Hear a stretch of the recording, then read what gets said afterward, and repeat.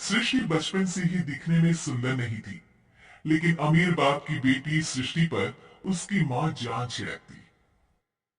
मेरी बेटी ये कितनी प्यारी है। भगवान सबको सृष्टि जैसी बेटी दे। सृष्टि धीरे धीरे बड़ी होती है। एक दिन सृष्टि की सहेली कहती है, तू दिखने में कितनी अजीब सी है, लेकिन मैं जानती हूँ हम सब में सबसे अच्छी शादी तो तेरी ही होगी। तेरे पापा अमीर जो है।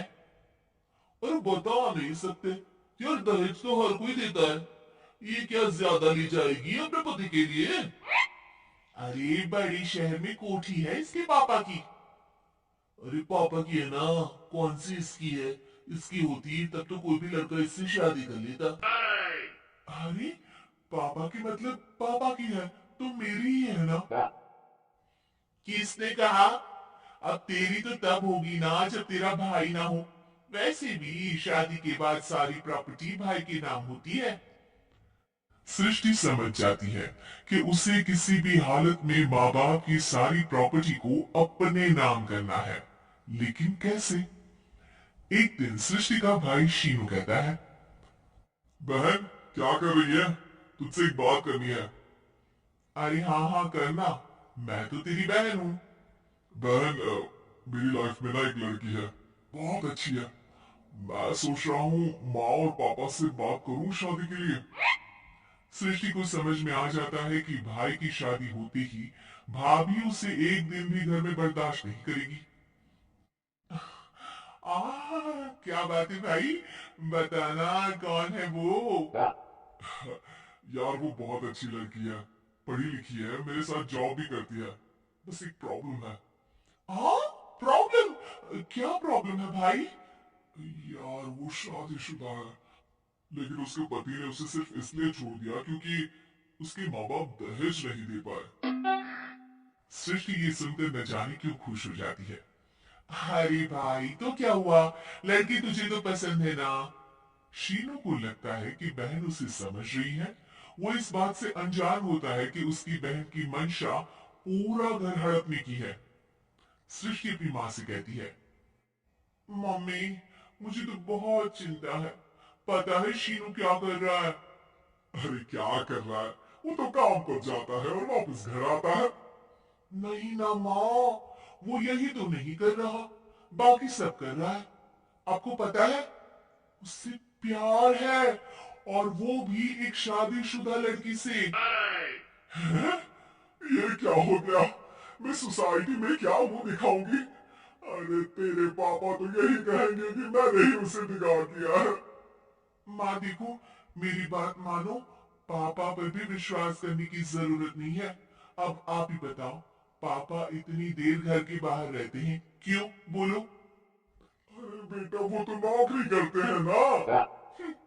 तू बहुत भोली है माँ। पापा का ऑफिस तो 7 बजे खत्म हो जाता है, लेकिन देखो कितनी देर से आते हैं। अरे नहीं नहीं बेटा, ऐसी कोई बात नहीं है। सृष्टि माँ को एक औरत से बात करते पिता की फोटो दिखाती है। देखो माँ, कैसे है पापा? मैं ना कहती थी कि पापा सही नहीं है। मैं तेरे पापा से बात करूंगी, दे फोटो मुझे। ओ माँ, वो तो डिलीट हो गई। लेकिन चल, तूने तो देख लिया ना। पापा से बाद में बात कर लेना। और हाँ, मेरा नाम बिल्कुल मत लेना, हाँ माँ। अब क्या था, सृष्टि की माँ और पिता के बीच झगड़ा होना शुरू हो जाता है। सृष्टि के मन में क्या चल रहा था कोई नहीं जानता था। एक दिन, माँ सृष्टि के लिए एक लड़का देखा है, वो लोग शाम को उसे देखने आने वाले हैं। और हाँ माँ, एक खुशखबरी, मैं और पापा मिलकर एक नया बिजनेस ट्राई कर रहे हैं।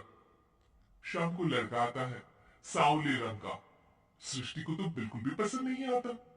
लड़की की माँ कहती है, लड़की का चेहरा तो कोई खास नहीं, लेकिन अगर मेरे बेटे को आप लोग सेटल कर दें तो मैं उसकी शादी आपकी बेटी से करवा दूं। सृष्टि को लड़का बिल्कुल पसंद नहीं था। उसे भाई पर गुस्सा आ जाता है। लड़के वालों के जाने के बाद कहती है, माँ देखा शीनू मेरे लिए कैसा लड़का लेकर आया, न दिखाने लायक न सुनने लायक, सेटल भी नहीं, वो भी हम करे। अरे माँ मैं जानती हूँ ये मेरी शादी किसी भी घर में क्यों करवाना चाहता है? अरे कैसी बात कर रही है बहन?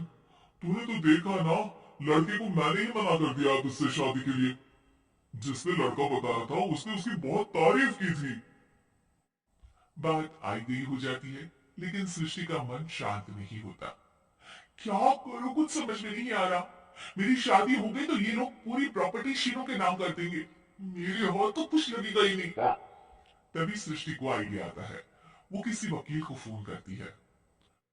जी देखिए, अगर आपके मम्मी पापा का तलाक हो जाता है तो आपके पिता की आधी प्रॉपर्टी आपकी माँ के नाम हो जाएगी।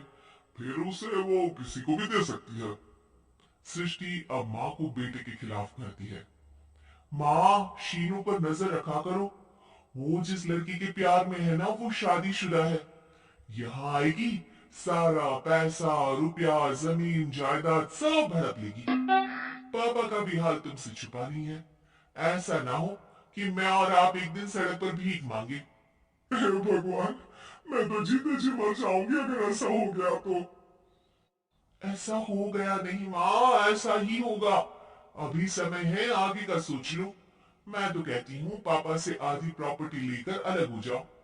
पापा की आधी प्रॉपर्टी भी हम लोगों को अगर मिल जाती है ना, तो अगले 7 जन्म सफल समझो। बेचारी माँ बेटी के कहने पर पति से तलाक लेकर अलग हो जाती है। सृष्टि अब पैसों से गाड़ी और अपने दूसरे महंगे शौक पूरे करने लगी। उसके दोस्त भी उसके पैसे इस्तेमाल करते। सृष्टि, कल तुम कहाँ थी? मैं सारा दिन घर पर अकेली थी। तो मैं क्या करूं? मैंने ठेका तो नहीं लिया ना तुम्हें संभालेगा। माँ को सृष्टि से ये उम्मीद नहीं थी। वो बैठकर रोने लगती है। वहीं उसका पति यानी कि सृष्टि के पिता आ जाते हैं। मैं जानता था कि तुम्हारा यही हाल होगा, तो आपने मुझे रोका क्यों नहीं? मैं रोकता तो तुम रुकती क्या? सृष्टि के कहने पर तुमने मुझ पर अपने बेटे पर शक किया, लेकिन तुम ये भूल गए कि कैसे हम दोनों ने मिलकर जीवन में इतना सब खड़ा किया। माँ पति के गले लग जाती है। मुझे माफ कर दीजिए, मैंने आपकी कमाई का एक बड़ा हिस्सा गवा दिया। कोई बात नहीं, तुम साथ हो तो मैं ऐसी 7 प्रॉपर्टी खड़ी कर दूंगा। तभी वहां सृष्टि आ जाती है रोते हुए। माँ, मयंक ने मुझे छोड़ दिया। वो बोल रहा था जब तक मेरे पास पैसे थे तब तक ही वो मेरे साथ था। पापा, माँ, मुझे माफ कर दीजिए।